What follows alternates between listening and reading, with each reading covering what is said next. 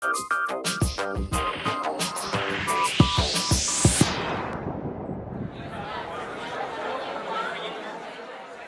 has been 37 years since the Ayatollah Khomeini illegally seized the American embassy, beginning Iran's campaign against the United States.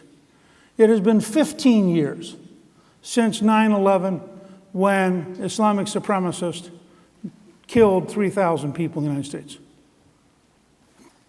We're not winning. We have spent trillions of dollars, lost thousands of young men and women, had tens of thousands of severe wounds, and no serious person can argue we're winning.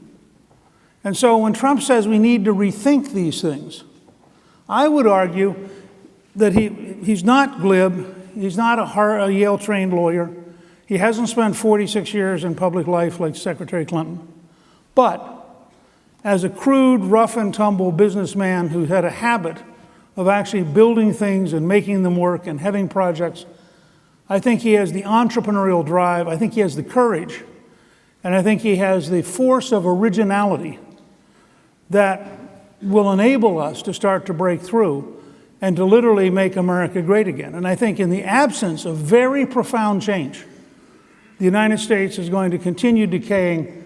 We're going to become a weaker partner for you. It's going to have bad implications for both of our economies. It's going to have bad implications for both of our national security.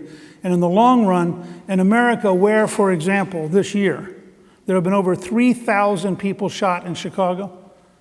There have been over 500 killed. Somebody is shot in Chicago every 2 hours. Now that requires profound, fundamental rethinking. We've lost more Americans in Chicago since 2009 than we've lost in Iraq and Afghanistan combined.